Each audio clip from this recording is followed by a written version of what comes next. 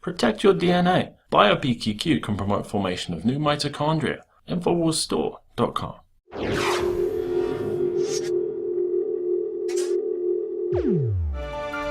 Well, story on Infowars.com from the Associated Press asks the question, who owns the internet, or who should own it?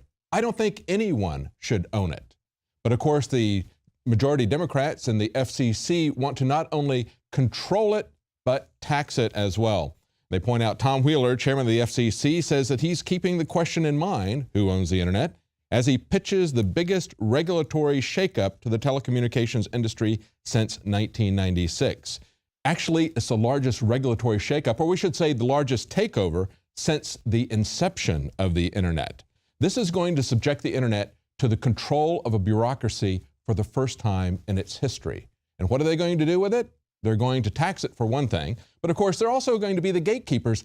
He says this, however, without any sense of irony. He says we need yardsticks in place to determine what is in the best interest of the consumers, as opposed as to what is in the best interest of the gatekeepers. Well, of course, the FCC wants to make itself the gatekeeper, not just the corporations. Understand that if you want net neutrality, and I would like to see net neutrality personally, but if you want that, you can handle that as a separate single issue.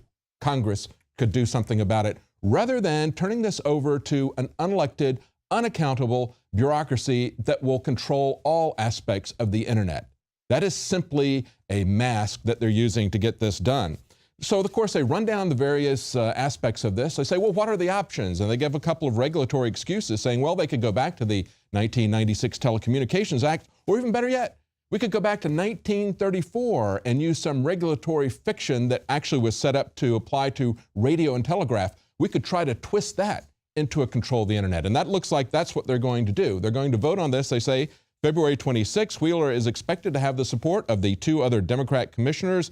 The two Republican commissioners have made it clear that they do not support applying Title II. That's the 1934 regulation. Republicans have pitched an idea that would enforce basic open internet rules, but could strip the FCC of its ability to help local municipalities build their own broadband. Again, we don't need to have the FCC step in and take over all control of the FCC for either of those things, for either net neutrality or to increase bandwidth. But why do they want to increase bandwidth? Well, it's so that they can spy on you to a greater extent.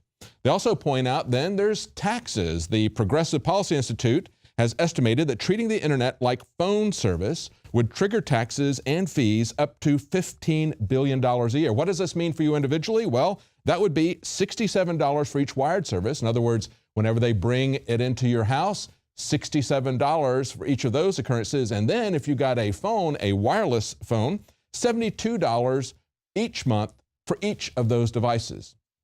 Hey, you got a couple of $100 sitting around the house that you don't need, right? You can pay that each month for these new regulations. Listen, this is why we should really be concerned about the government when we see how they have lied and manipulated and tried to shut down the internet in a variety of ways. And of course, using the FCC to try to do it from a regulatory standpoint is just one of 3 or 4 methods that they're going to try to use this year to exercise absolute control over the internet. If we look at what they did to Barrett Brown, that should make us all very concerned about what the FCC and the government will do. Why should we want to turn it over to a government that would do what he's now talking about, what they did to him? And of course, for the first time, he is free to talk about this. He said one of the good things about having just been sentenced to 63 more months, besides the time that he's served for things that really should not even be a crime. We'll talk about this in the article. The good thing about that is they finally have released the gag order that they put on him. He says, not long ago, I was a mild-mannered freelance journalist, activist, and satirist, but last Thursday I was sentenced to 63 months in federal prison in a case that Reporters Without Borders has cited as a key factor in its reduction of America's press freedom rankings from 33 to 46.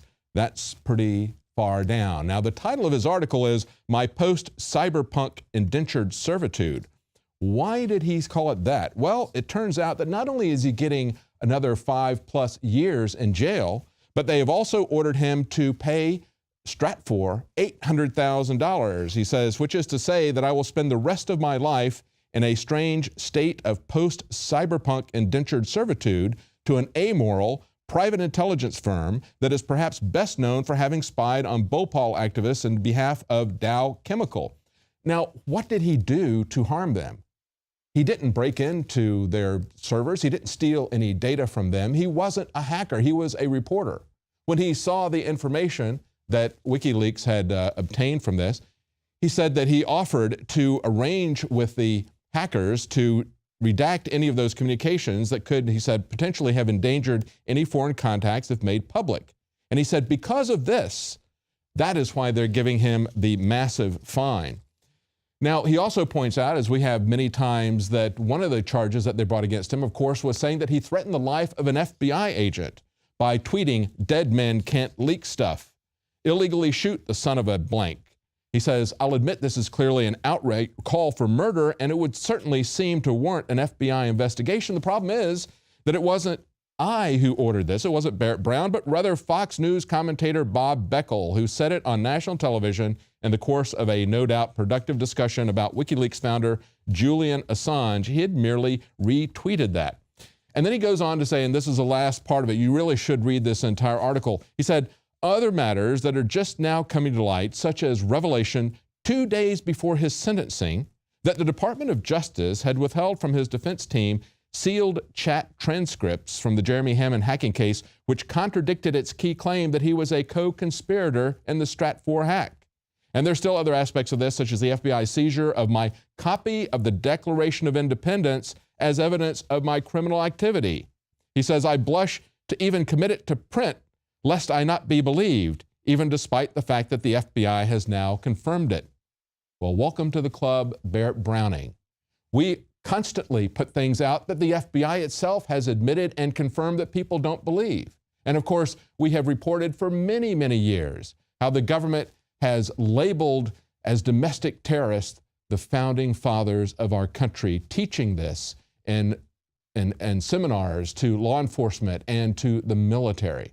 And so, of course, it's not a surprise to us that they would confiscate Barrett Brown's Declaration of Independence and use it as evidence of his extremism, that they would twist things that they see on social media where he was merely quoting the real, serious death threats, people calling for the government to assassinate Julian Assange, putting that out there and saying, you are trying to make a death threat against an FBI agent. That is why we should be very concerned about any more control of anything by the federal government, but especially about the internet, because right now the internet is the linchpin of our First Amendment free speech rights. Introducing Secret 12, the new Infowars Life vitamin B12 formulation. Most forms of vitamin B12 are highly processed and synthetic and could not be properly absorbed by the body. That's why for real results, so many are having to turn to painful B12 injections, which are known to have higher absorption rates. Now, InfowarsLife.com is excited to announce that we can bring you our most bioactive, powerful form of B12 that has been developed with our exclusive perfected process. Secret 12 is a binary of nutramedical grade, bioavailable coenzyme forms of B12, methylcobalamin, the same kind used in B12 injections, and adenosylcobalamin. Secret 12 is simply taken by mouth, right on the tongue, and then swallowed. No needles, no injections. Don't take my word for it. Try it for yourself. Discover the secret. Secret 12. Secure your revolutionary Secret 12 formula right now at InfowarsLife.com or call 888-253-3139.